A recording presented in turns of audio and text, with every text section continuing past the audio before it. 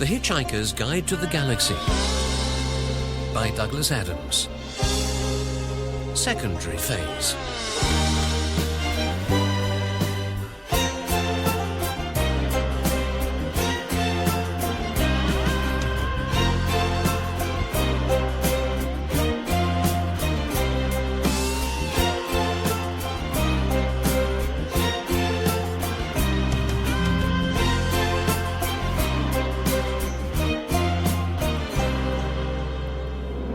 What we find is this, that Ford Prefect and Zaphod Beeblebrox have broken into an ancient building, concerning which they have reached the following conclusion. It's a derelict spaceport. And within which they have discovered a large number of amazing old ships, whose condition has been described by Ford Prefect in these terms. just rust and wreckage. And by Zaphod Beeblebrox like this. Just like huge, broken eggshells. We find that one ship has caught their eye for this reason. It's covered with muck and dust, but looks like it's still in one piece. Yeah, and it's still connected to its supply lines. And we find that this provokes them into closer investigation. This is what they find. Feels like it's on power. Just a very slight vibration. But it must have been here for centuries. Hey, man, pass me those 4 bits of tubing. What, these? Yeah, I'm gonna make me a stethoscope and take a listen to this baby. There. And there. Like that. You hear anything? Hey, yeah. Yeah, I can hear something. What is it? Ford, I don't believe what I just heard. Here, let me listen. Okay, but you better keep your head screwed on, kid. You can hear? Yeah. It's a voice. But can you hear what it's saying, man? Can you get your mind behind what it's saying? Shh. I'm trying. Transstellar Space Lines would like to apologize to passengers for the continuing delay to the departure of this flight. Weird. We are currently awaiting the loading of our complement of small lemon-soaked paper napkins for your comfort, refreshment, and hygiene during the flight, which will be of 2 hours duration. Meanwhile, we thank you for your patience. The cabin crew will shortly be serving coffee and biscuits again. Say, Ford, how long has this ship been standing here? Man, there's a departure board right behind us. I've been looking at the flight schedules. Man, this ship is late. Man, this ship is very, very late. Man, this ship is over 900 years late. Say, Ford, we got to get in there. But man, can you cope with what we might find? I don't know. We got to get in there. We gotta get in there. What we find, we find. What we also find is that Arthur Dent, Marvin, and the girl Lintilla, who, as has already been established, has now been cloned over 578,000 million times, and has thus created a problem in some quarters, are now thoroughly lost in the Dolman-Saxlil base. This is because there is no light, which is in turn because Marvin has done something aggravating to the Dolman-Saxlil power supply, which is in turn because he was anxious to create some confusion under cover of which he could rescue Arthur and Lintilla, which was in turn because they had been captured by Hig Hurtenflurst, which was in turn because... and so on back to the initial and highly controversial creation of the universe.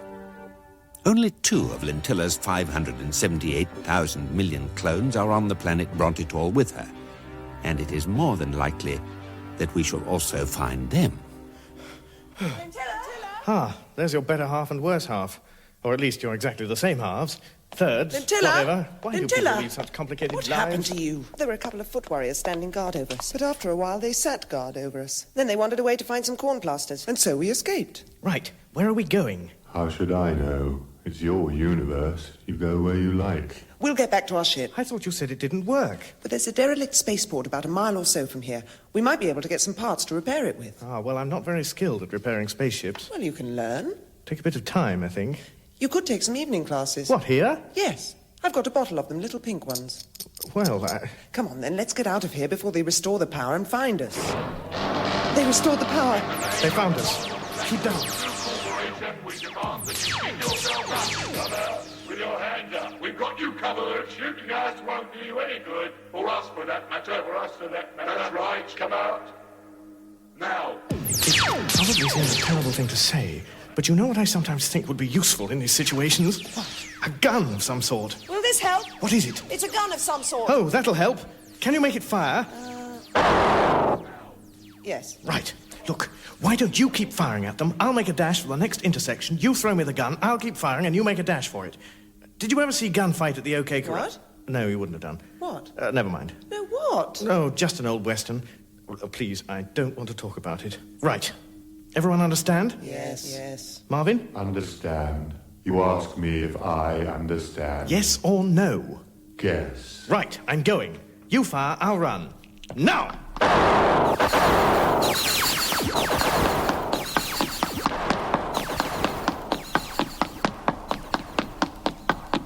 Right. Excuse me.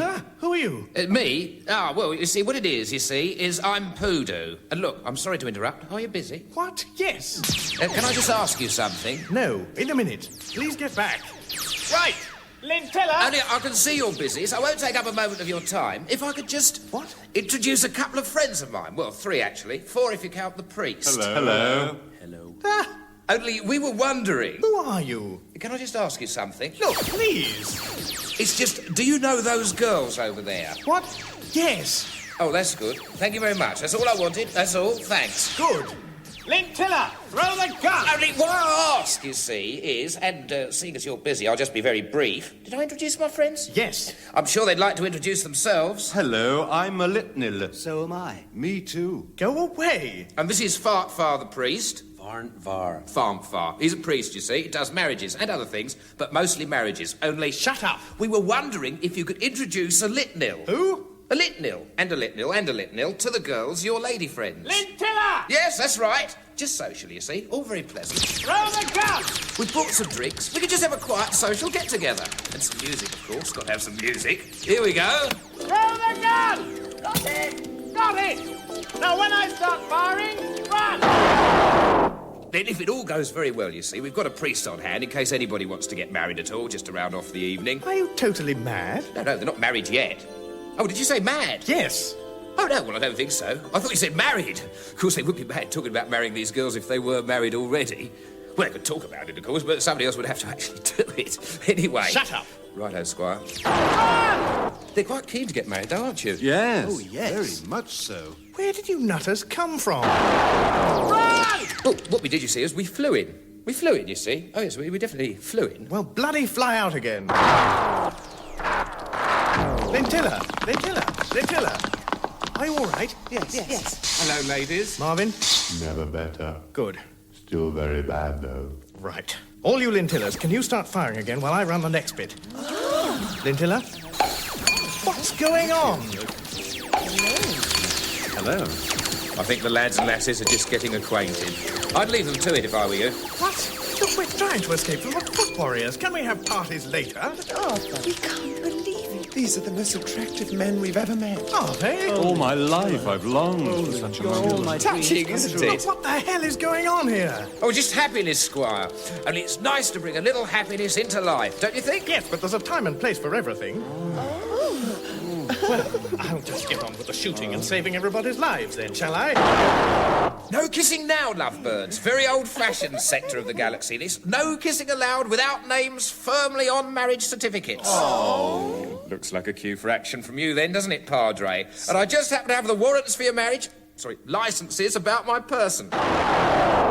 Mad, totally bonkers. And then, as soon as you're all happily conjoined, you can get on with escaping and everything, knowing that you have the love, support and trust of your chosen partners. Nice, isn't it? Now, who's going to marry who? Listen, you foot warriors! Can you hold hard a bit with the firing? I've just got 3 impromptu weddings breaking out behind me. What? Weddings! You know, with this ring I thee wed and that sort of thing. Did you say weddings? Yes! Yes, I think so. Can we come? No, stay back!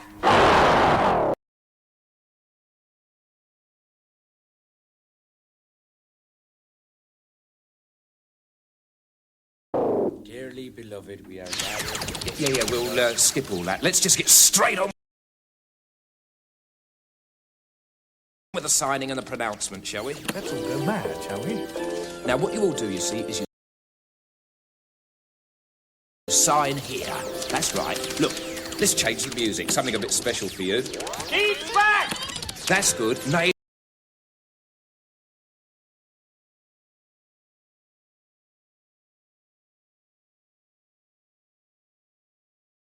There, that's very good. Right, Padre.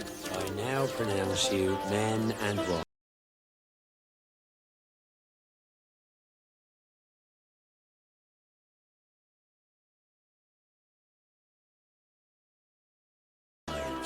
Men, you can kiss your brides.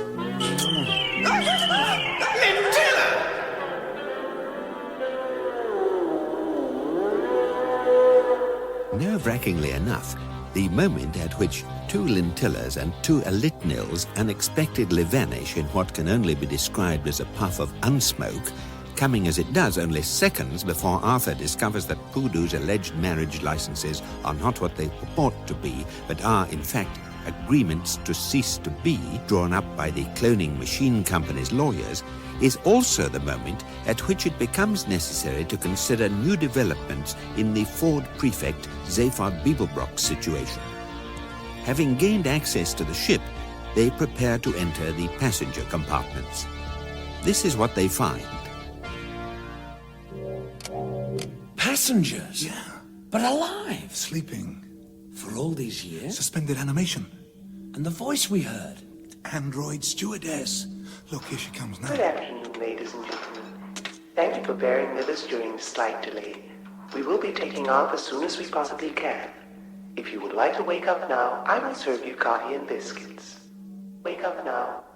Run, man!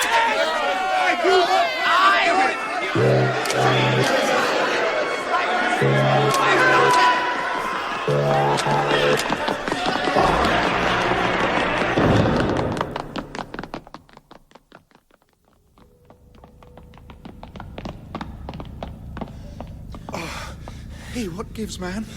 What gives? What gives? What gives? What gives? I mean, they woke up. They all woke up. I've never... Passengers are not allowed on the flight deck. Please return to your seats and wait for the ship to take off. Coffee and biscuits are being served. This is your autopilot speaking. Please return to your seats. Go back in there. We're not passengers. Please return to your seats. No, we're not passengers. Please return to your seats. We're not... Hello? Can you hear me? What's happening on this hell ship? There has been a delay. The passengers are kept in temporary suspended animation for their comfort and convenience. Coffee and biscuits are served every 10 years, after which passengers are returned to suspended animation for their comfort and convenience. Departure will take place when flight stores are complete. We apologize for the delay. Delay? Have you seen the world outside this ship? It's a wasteland, a desert. Civilization's been and gone. It's over. There are no lemon soaked paper napkins on the way from anywhere. The statistical likelihood is that other civilizations will arise. There will one day be lemon-soaked paper napkins. Till then, there will be a short delay. Please return to your seats. We are not. Please return to your seats. Return to your seats. Come on, let's get out of here. Return to your seats. This way. No, Return this to your way. seats. Why? First class. Come on. Return to your seats. Return to your seats. Return to your seats. Return to your seats. Return to your seats. Return to your seats. Return to your seats. Return to your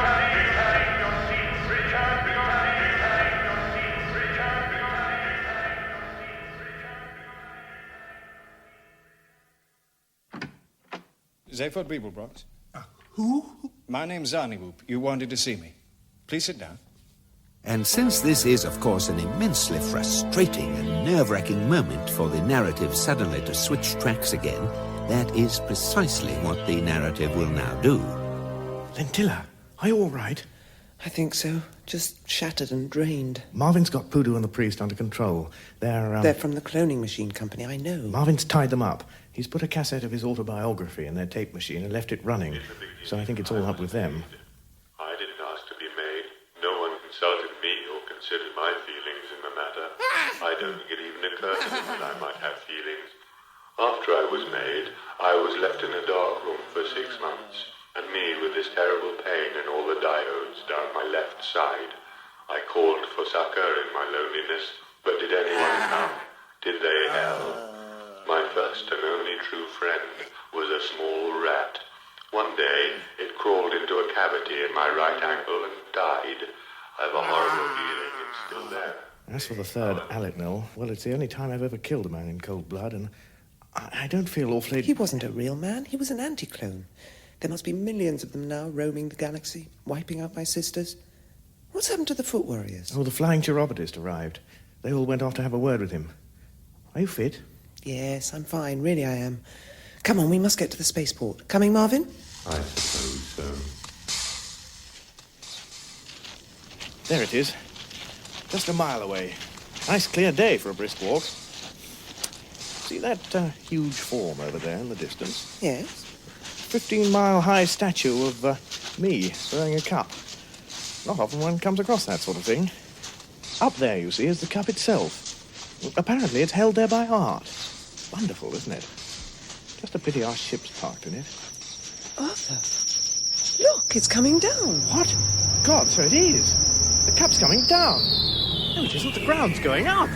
The sky's moving. Sideways. It's folding up. What's happening?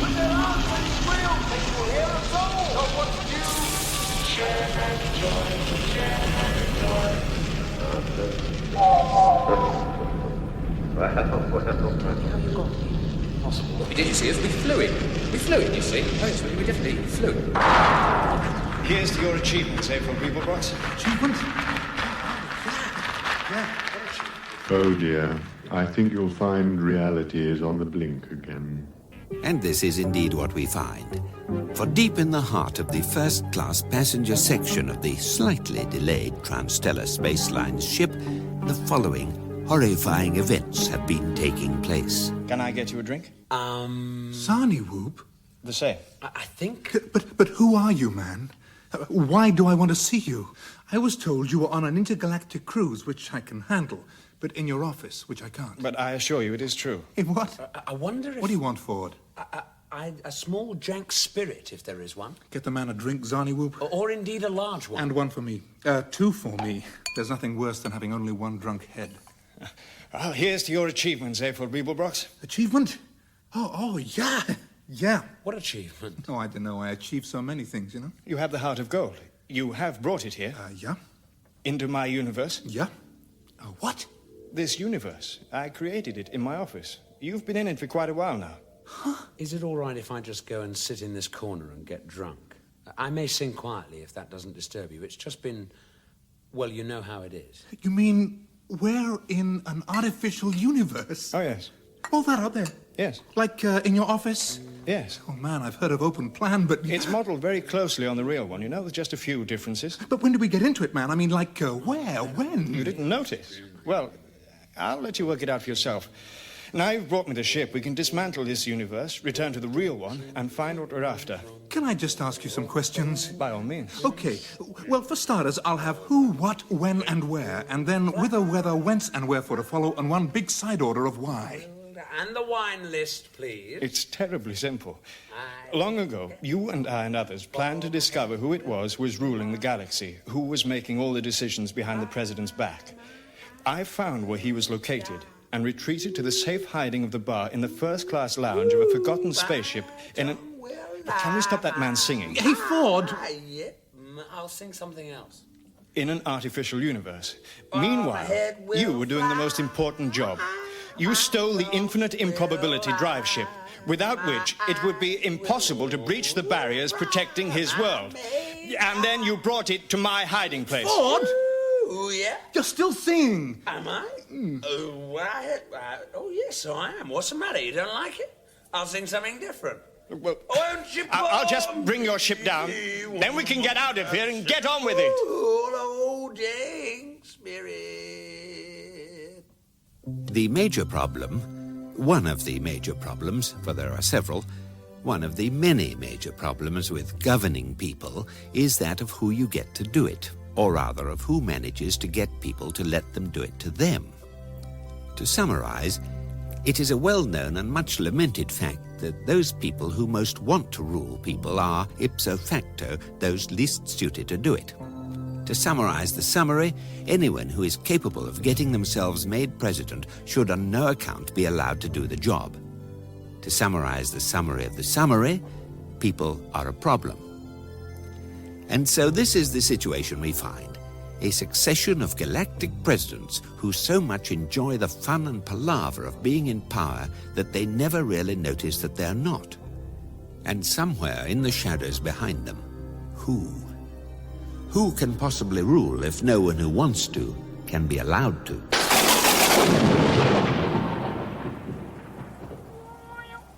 Pussy, pussy, pussy, coochie, coochie, coochie, coochie. Pussy want his fish. Nice piece of fish. Pussy want it. Pussy not eat his fish. Pussy get thin and waste away, I think. I imagine this is what will happen, but how can I tell? I think it's better if I don't get involved. I think fish is nice, but then I think that rain is wet, so who am I to judge?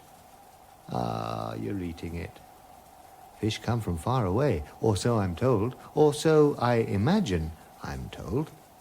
When the men come, or when in my mind the men come in their 6 black shiny ships, do they come in your mind too? What do you see, Pussy? And when I hear their questions, all their many questions, do you hear questions? Perhaps you just think they're singing songs to you. Perhaps they are singing songs to you, and I just think they're asking me questions. Do you think they came today? I do. There's mud on the floor, cigarettes and whiskey on my table, fish in your plate, and a memory of them in my mind. And look what else they've left me. Crosswords, dictionaries, and a calculator. I think I must be right in thinking they ask me questions. To come all that way and leave all these things just for the privilege of singing songs to you would be very strange behavior. Or so it seems to me. Who can tell? Who can tell? I think I saw another ship in the sky today. A big white one. I'd never seen a big white one, only 6 small black ones. Perhaps 6 small black ones can look like one big white one. Perhaps I'd like a glass of whiskey. Yes, that seems more likely. Perhaps some different people are coming to see me. There? Yes. What, that shack? Yes. Weird. But it's the middle of nowhere. Oh, come on. We must have come to the wrong place. Knock on the door.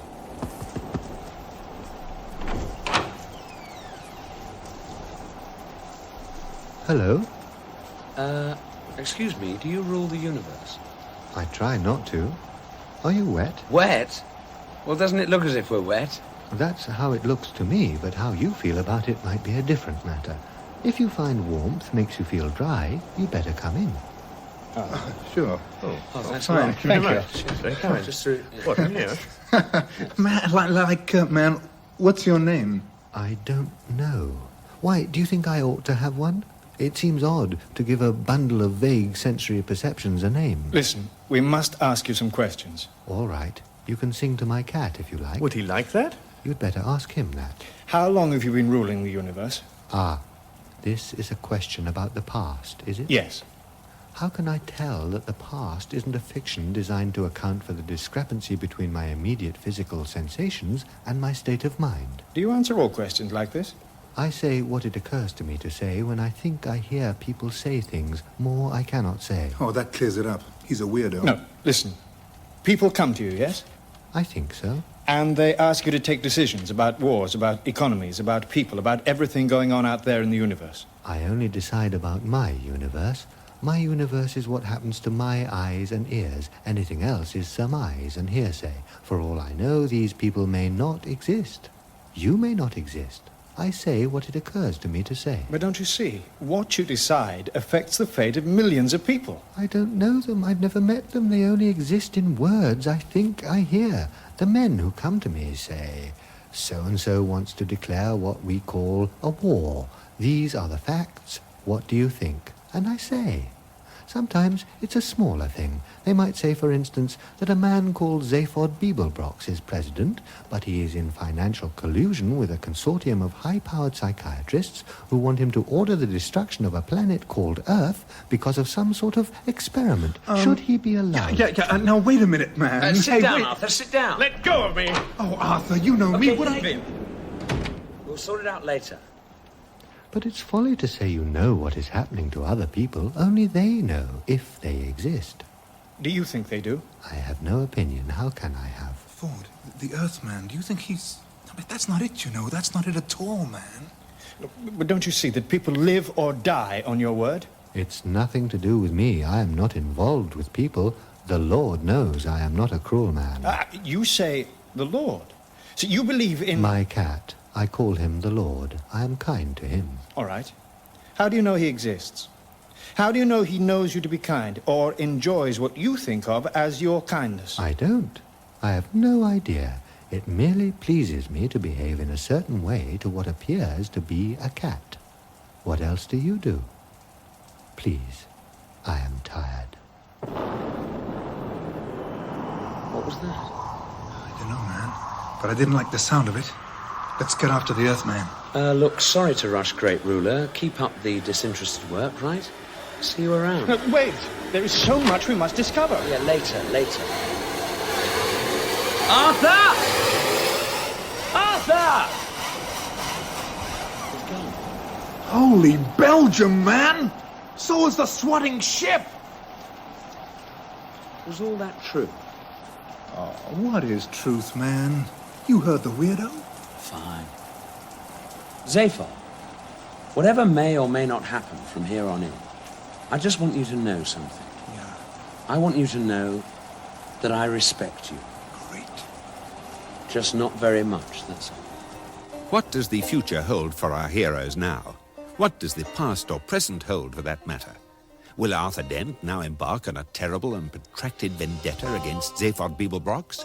Will he be all right, alone in the universe with only the infinite improbability drive ship, Marvin, the paranoid android, Lintilla, the archaeologist, Eddie, the shipboard computer, a lot of chatty doors, and a battered copy of the Hitchhiker's Guide to the Galaxy for company? Who will Ford Prefect ally himself with? Arthur Dent, Zaphod Beeblebrox, or a large pan-galactic gargle blaster? Will there ever be another series of that wholly remarkable and mystifying entity, the Hitchhiker's Guide to the Galaxy? Find out, if you can.